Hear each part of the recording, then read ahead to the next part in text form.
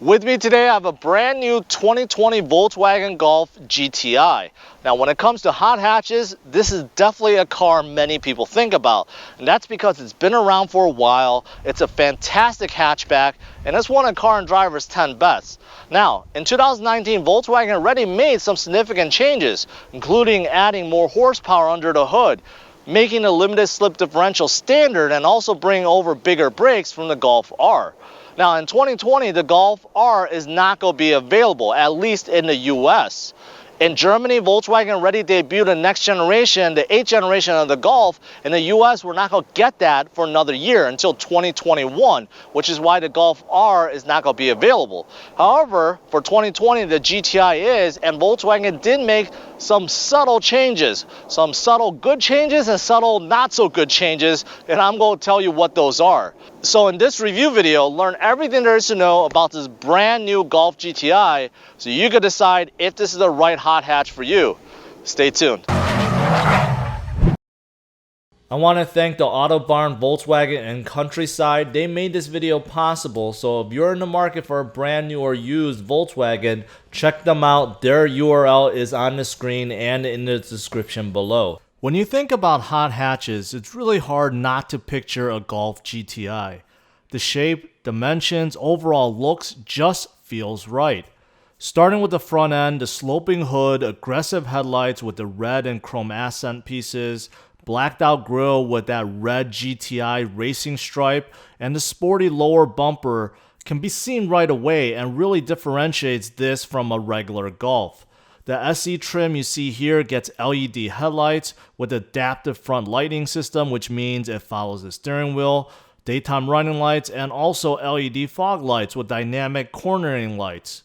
The side profile is what a proper four-door hatch should look like.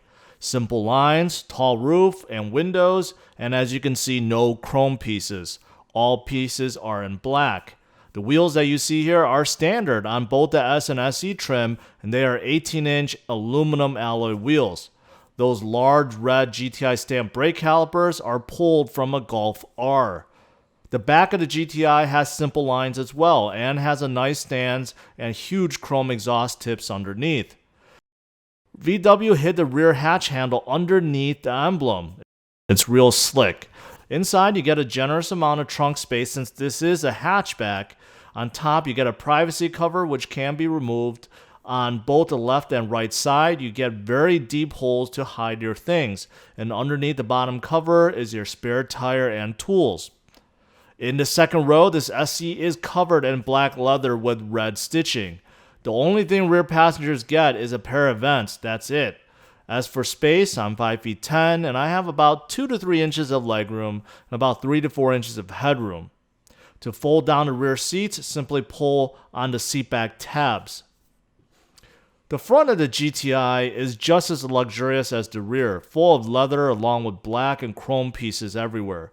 Red stitching can also be seen on the steering wheel, door panels, and seats. The steering wheel is very modern looking, it feels great in my hands, and I really like the flat bottom look and the red stitching. Buttons on the right control the info screen in the gauge cluster and scrolling. Left buttons control the cruise control, safety features, and volume. Now, the gauge cluster itself has a large screen in the middle and it displays many things such as the compass, audio, phone status, and even a lap timer. And for 2020, safety features such as blind spot monitoring, rear cross-traffic alert, and forward collision warning, along with emergency braking with pedestrian detection, is standard. Behind the steering wheel, you get a set of paddle shifters, which I'm going to test out later.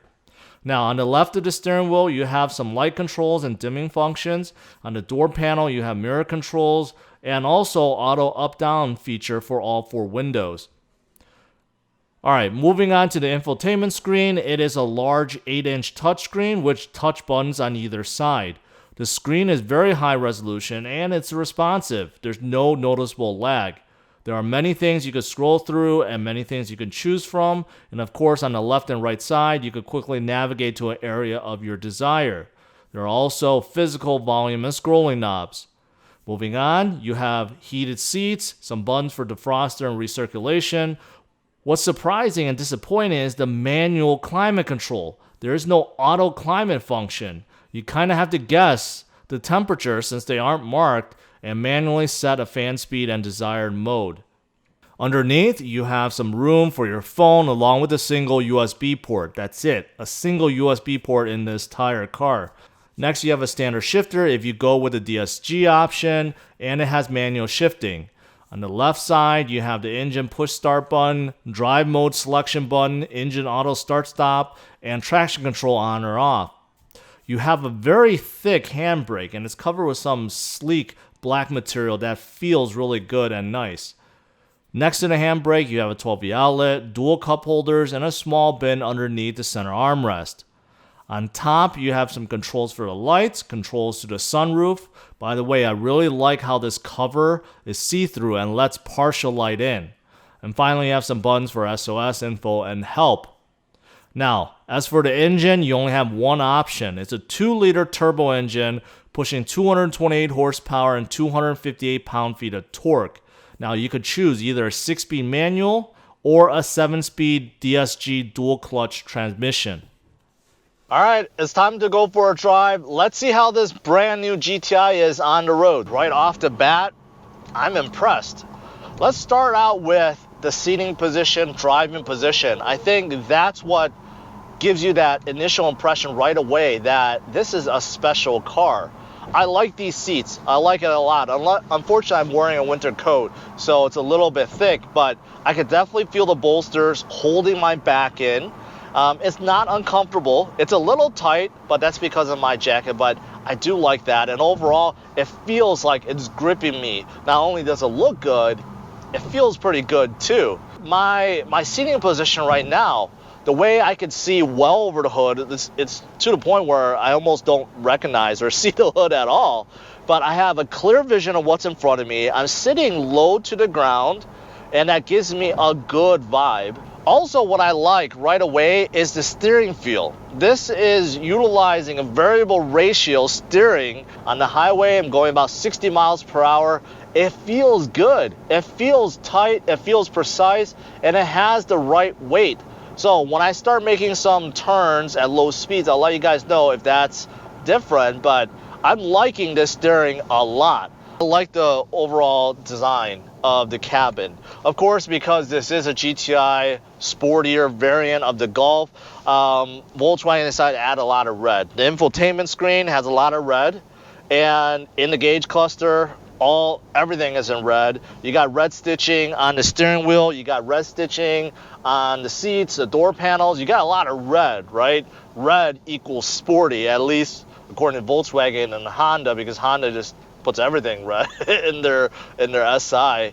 But I like this cabin. I like this cabin. The only thing is, for a car of this price range, there's a few things that I wish Volkswagen just upgraded. For example, the climate control. There's no auto climate control in here. You actually have to deal with the knobs, and even the knobs aren't marked what temperature. You kind of just guess what temperature you're turning to. So yeah, auto climate control is not in here for a car that's above $30,000. Yeah, Volkswagen, you could definitely upgrade that. All right, this is where I usually test out the turning radius. I'm gonna do a U-turn here. I suspect it's gonna be quite good in this Golf GTI. Yeah, no problem. No problem. Made it on the very first try. If I didn't make that on the first try, I would say something's wrong, because usually I test out SUVs, and very rarely do I get one that can actually make the full turn without me needing to reverse. No problem for this Golf. Now, of course, in the Golf GTI, there's two different kind of transmissions. You could get the manual transmission, which I'm going to test out later on in the summer, but right now I have the 7-speed DSG transmission. DSG actually means that it's a dual clutch transmission that's basically simulating an automatic.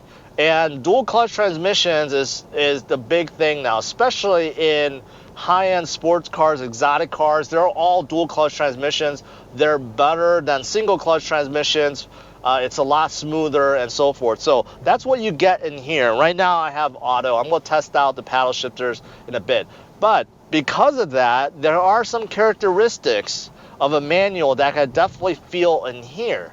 For example, if you're going at low speeds, right, you might not get that linear acceleration right away. You might get a slight jerkiness, and that's because of how your throttle is. Because if you drive a manual car, you got to make sure throttle is consistent, it's linear. Sometimes in automatics, we get spoiled with a torque converter or with a CVT. So there's little things like that you'll notice with this DSG at low speeds. It's not bad. It's definitely not bad, but you could definitely feel it.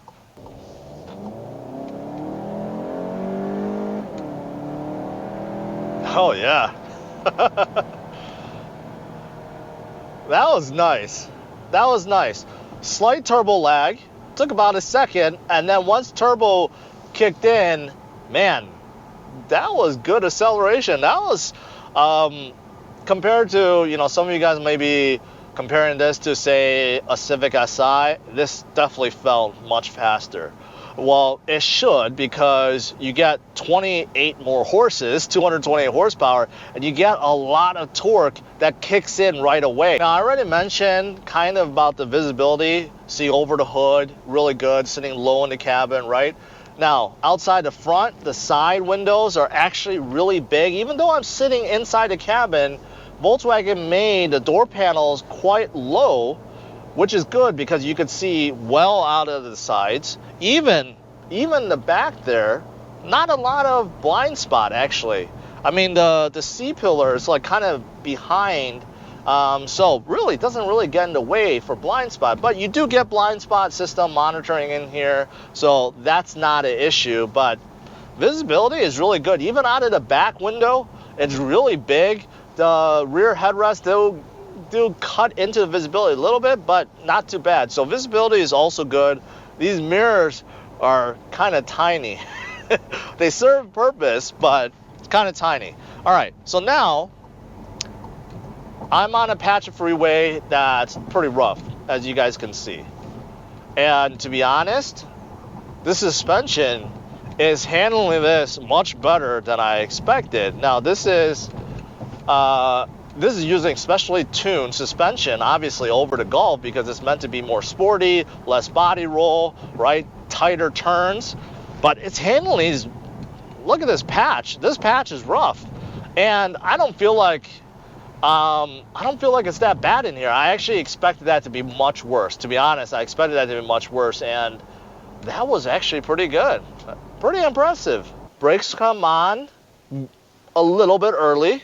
Normally brakes, I just say it's normal. This one, the brakes come on a little bit early, a little bit tight, but that's okay, because a lot of you guys will probably be doing some spirited driving in here or autocrossing, and you do want stronger brakes, so good. All right, now I just put it into manual shifting. I'm gonna utilize these paddle shifters.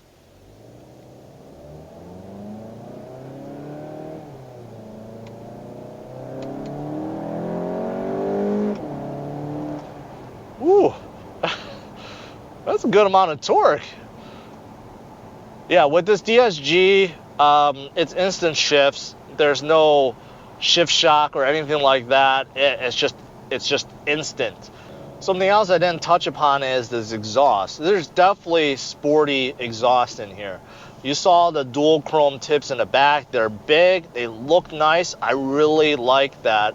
But it also sounds good too. So you have a more aggressive catback back there, so you can definitely hear it. It's not obnoxious, it's not super drony or loud, but you get a slight hint of a sport exhaust, and that's what you want in a car like this. if you guys didn't catch it, for 2020, the big addition, the big change is standard safety features, which used to be optional. I showed you guys there's a button on the steering wheel you can press. You get front assist, which is alerting and braking, rear traffic, which alerts you if there's something, you know, coming by when you're trying to pull out, and also blind spot monitoring, which you can see on the mirror. So those are now standard. You don't have to pay extra for it. The bad thing is for 2020, Volkswagen decided to reduce the warranty, the bumper-to-bumper warranty, which used to be 6 years, 72,000 miles. So now it's been decreased to 4 years, 50,000 miles, which is still better than the competition, but still you lose 2 years, and some people aren't going to be too happy about that. So how Volkswagen is trying to compensate for it is by giving you 2 years of maintenance for free. So you do get that. When it downshifts, you could definitely hear a blip in the throttle, and you could hear the throaty exhaust, right? It's one of those things, characteristics of a manual, and you get that with this DSG, and I like that. I like that a lot. Besides the fact that you don't get auto climate control in here, something else that you don't get, or you kind of get half get, is power adjusted seats, which some functions are. The seat back, to lean forward and backwards, is power. But to slide forward and backwards, and also to go up or down in your seat, those are manual. So it's kind of weird. You get half power function for the driver's seat. It's actually very quiet in here. It's actually very quiet. Quieter than I expected. I do hear some cars pass by. It's noticeable, but in terms of wind noise and road noise, that's actually really good. It's actually really good. So overall, you get a very quiet ride in here. As for trim levels and pricing for 2020, the Golf GTI only has 2 trim levels now. The base S, and then you have the SE. Now, as for the base S, with a manual transmission coming in right around $28,600. If you want that DSG transmission, it's another $800. On the SE, you start at $32,195, and with the DSG, right under $33,000.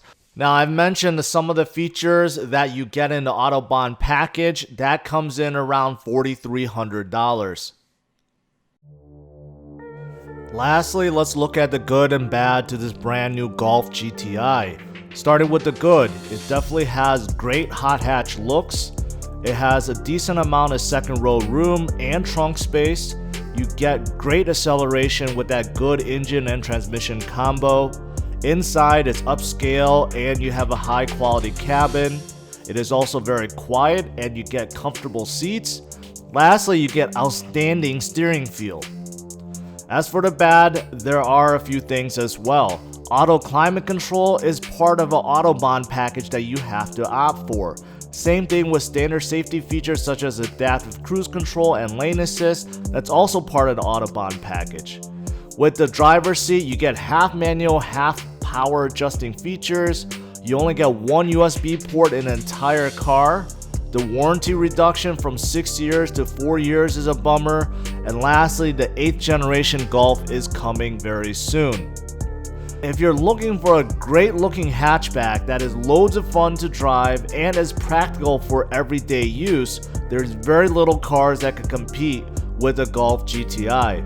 I'm giving an overall score of 93, which makes it one of the leaders in the sedan coupe section on driversonlyrankings.com. Thanks for watching, hit the like, subscribe to the channel, and check out these other videos.